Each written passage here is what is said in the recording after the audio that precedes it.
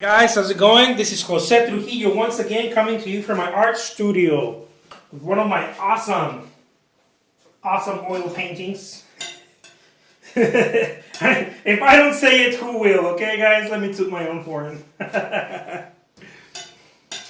So today I'm going to be doing a sort of a woods foresty scene with lots of kind of a sunset background, but I guess it's called like backlit or backlight. I don't know. Bear with me, guys. It's gonna be awesome. Just like everything else I'm showing you here. Okay. You know, I've hesitated for so long to do these videos. And not because, oh man, I know something other people don't. No, not because of that. Just because you know, I was like, oh man, that's so time consuming, you know, making these videos with everything else I have to do. And you know, one day I was like, you know what? No, I'm not gonna tell myself that anymore. I'm going to go and put myself out there and bring some value to people who are, you know, who enjoy this. First of all, of course, people who enjoy looking at art being created, and also people who may benefit from it if they're learning on their journey, you know? So that's why I'm doing it. So here I am. It's all good. I'm right here. Also, I want to continue to thank, of course, I want to thank everyone who's joining who's subscribing to my YouTube channel. It's awesome. It makes me want to, of course, you know, it makes me want to keep doing it because I feel like people are responding and people are enjoying it. So I just want to, you know, thank you guys for that. It makes me want to wake up in the morning and go, yes, I'm going to go do another video. So that's awesome. Thank you all for doing that. And I wanted to also remind you guys, share the videos, share the love. You know, if you know someone out there who might benefit from this video, family members or friends, or, you know, share them with them. I mean, I wish I had someone kind of, you know, show me a bit of the process, the artistic process. A lot of people show you how to paint, and I think that's nice. These videos may serve as that for some people, but what most or many artists withhold from the rest of us, the rest of the public, is that they don't show you the artistic process. And I understand that, you know, they want to be hush-hush, they want to be quiet about it because they want to keep it, you know, somewhat magical. I get that. But, you know, I wish I had someone who was like, look, it's not that difficult. 1. 2, it's hard work. I'm not going to lie, it's very hard work. It took me years of practice to gain the awareness of painting with such confidence, and also with the easiness, no, that kind of happiness, you know. I'm not gonna say all painters that paint for a long time become happy painters, but I wasn't always this cheerful, you know. I mean, I was if I had to do like one painting a week, you know, and like a little 8x10, then I was like, and not even, you know. I thought I was. This is really what I'm telling you. Look, guys, you see how I went from the pure, almost pure yellow? I like to do that. I like to put my colors like the Impressionists. Many of the Impressionists did that right out of the tube, okay? Without mixing it, without pre-mixing it. It complements really well with other stuff that you're pre-mixing. Now, the light or the almost white you see me putting here, it's not white. And there's a reason why, because I try to put white at the end. Sometimes I don't. Sometimes I'm a rebel, and I'll use pure white on the paintings just because I think it's the awesome thing to do. Just because I don't really, you know, I don't follow no path. I'm a rebel.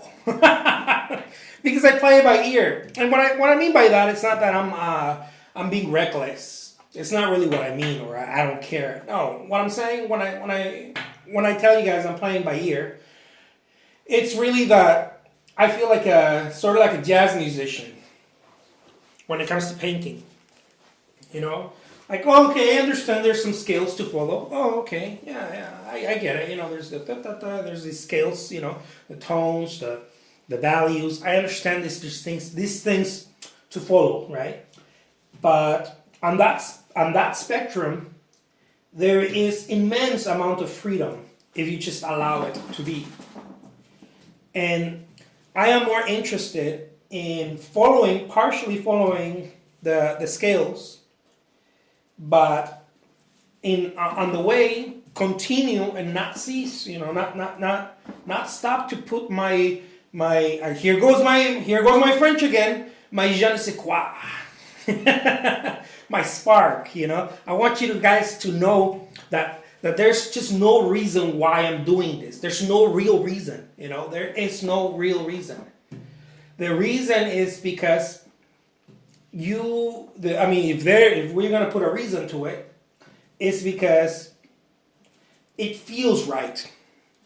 This is the reason why I talk about it like a musician, because some of you are musicians, some of you might get it from that perspective. I was a musician, I guess I still am, but I was a working musician. Didn't get paid much, but nonetheless, I was a working musician, and I get it from that point of view. You know, the music helps me understand, and I'm thinking maybe if I talk in those, you know, kind of like the turtle in Kung Fu Panda, kind of like the master in Kung Fu Panda. I kind of like that idea, you know, I feel like a little master of painting in my own right. Anyways, you know, maybe if I talk in those terms, people are like, "Oh, I get that," you know. I see what he's talking about. You know, he's talking about being versatile. He's talking about all those music terms, right? That don't just apply in music, but many of the musicians understand those terms. So if you play an instrument, the piano or whatever, you may understand. Oh, okay, I get it. I have to learn my ABCs. I have to learn my notes. I have to learn this. Okay, yeah, because that'll make things more. It'll make an easier of understanding, right? When someone tells me, "Oh, B flat," or, you know, whatever major, people are like, "Oh, okay, I get it." But on your way to doing that, you know, as a musician, that if you want to, especially when you're jamming, right? Especially when you're jamming, which is where the creativity comes in. The creativity doesn't come in when you're reading the note by note.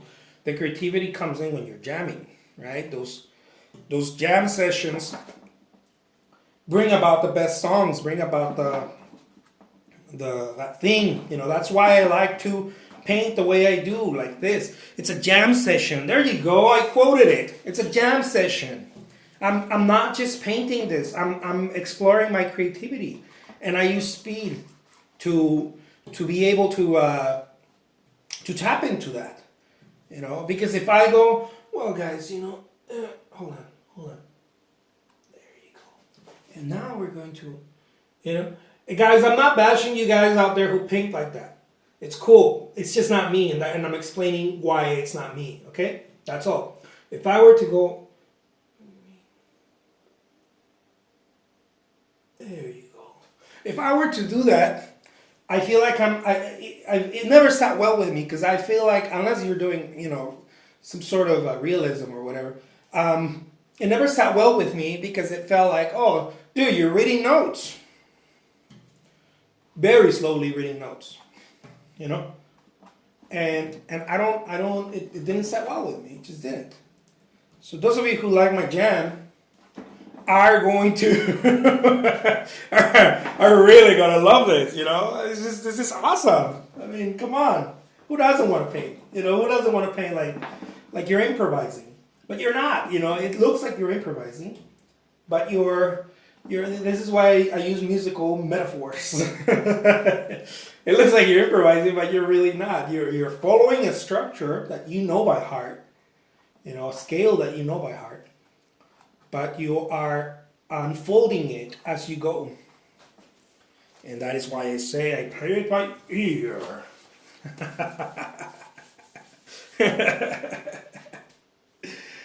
So anyways, I'm not as crazy as I sound, guys, believe me. If you were to look, if you were to, maybe I am, I don't know. If you were to see me somewhere else in the street, they'd be like, who is this serious character? He's definitely not Jose.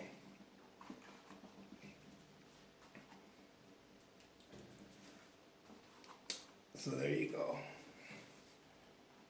There's all sorts of little things that are happening, Why get stuck in one thing? There's all sorts of things that may be happening, One of the things that I love is when light breaks, whether it's in a sunset or a sunrise, it doesn't matter, there's a change in light. Light is breaking, to use, for a better use of words, I don't know.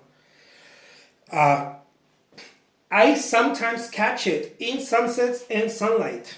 And this takes, of course, observation. And we've all had this observation. You don't have to be an artist to have this observation. I always say being an artist is the practice of observing.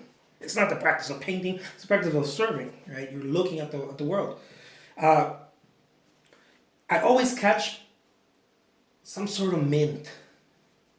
Sometimes it's richer. Sometimes it's a little duller. But I'm able to catch it. And you know what?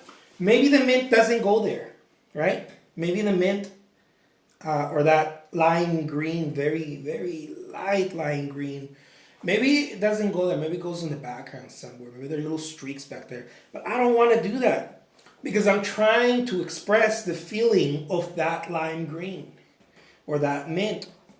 I'm not necessarily trying to say, look, it goes right here. This is where I see it, A photography can do that, guys. Come on, a photography can do that.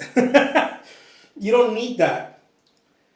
I have the impression, that's why it's impressionism. In my mind, I have the impression I've seen that green and I know what it feels like and I understand the joy of being in love, at sunrise or sunset or whatever, and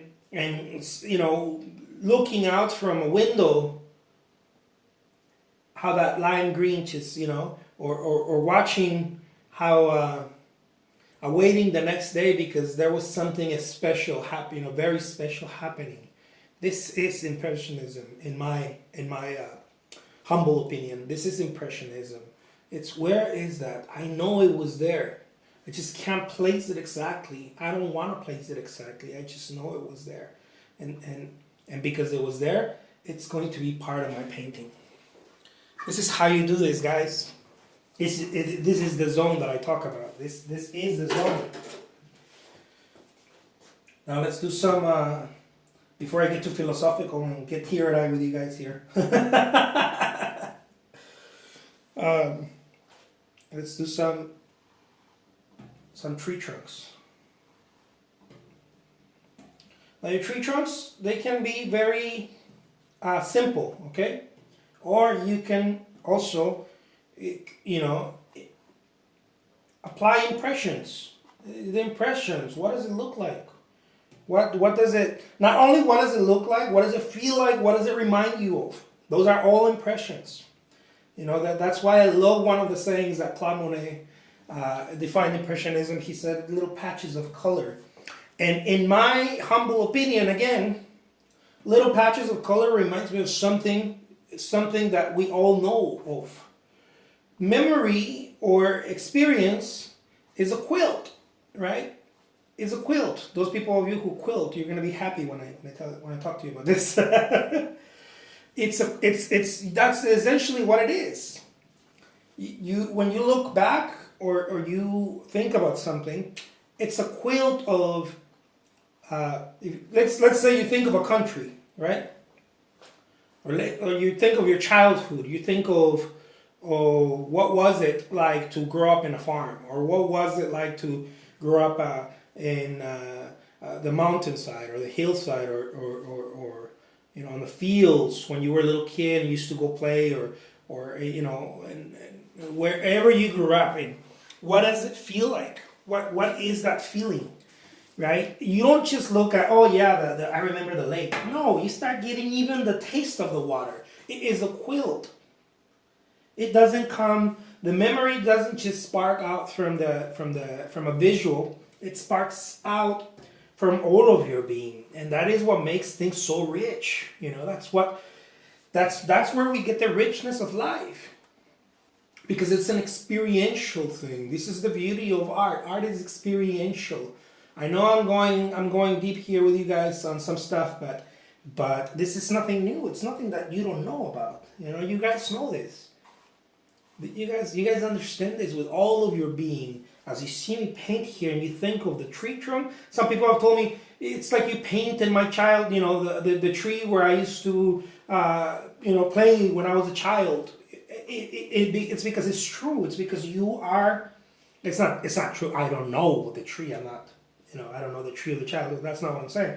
But it's true in a sense because when you look at the tree, it sparks out all of that, right? It sparks out not just a visual, but a mental and experiential. Even when I think of my childhood, I even feel the what it smelled like, the taste of the food, what all of those things just come into play, and just it's a quilt of flavors and anyways.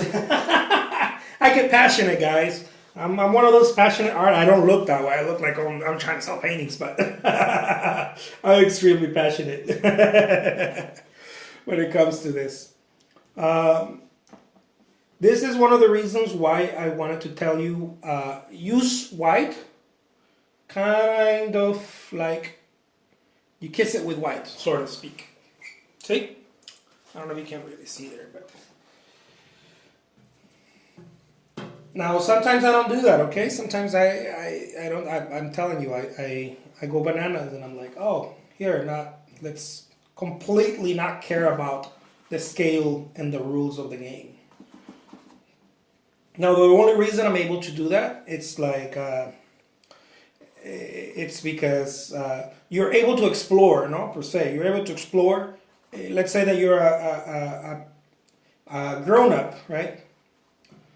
You go to a different city. It's likely that you might be a little confused, but you won't get lost. And if you do, you'll find your way.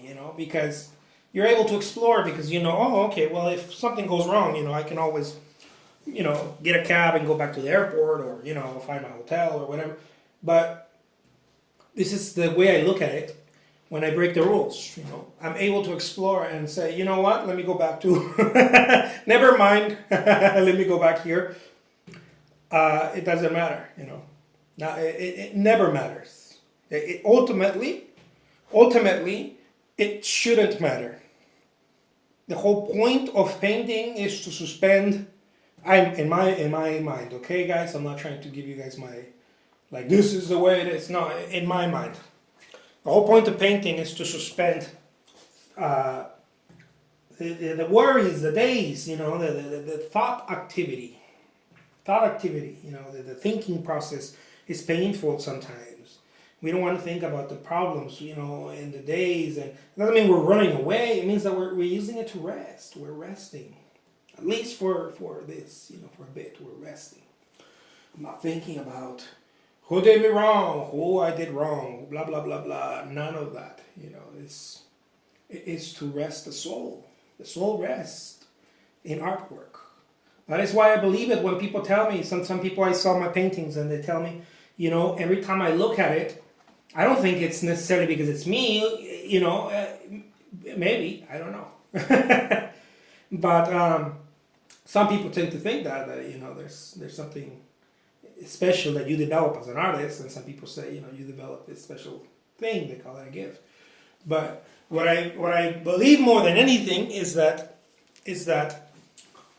when people look at a painting, or in a sculpture, in this case, one of my paintings, they say, when they say, I had this experience, or I had this daily experience with it. I have it next to my kitchen, or next to my living room, or whatever. And I have this daily experience with the painting that every time I look at it, I feel these levels of peace. And I remember the reason I'm saying this is because I remember growing up, my mom was very, you would think that she was religious, but I think she was more spiritual than religious. And, and she used to tell me, everything that you do, whether it's picking up trash, taking care of your whatever, you're putting your shoes away, you're making a painting. She used to see me paint, right? Before she passed away. She used to, of course, right? Before she passed away. She used to see me painting. And she used to tell me, let everything, make sure, don't forget this. And I'll pass it on to you guys. It might serve one or two of you. Make sure that everything you do is a prayer. It has the quality of a prayer. Not that you're praying as you're doing it, but it has the quality, it has that attention of a prayer. And this is what each one of my paintings is. And that's the zone. That's the zone I'm trying to get without, Anyways, I'll leave you guys with that. The name is Jose Trujillo. I am the world's greatest artist. And I don't say that lightly. I believe I am. I am extremely prolific. And, well, here I am, sharing my stuff with you guys. Thank you guys so much for watching. I hope you enjoyed it. And till next time. Bye-bye.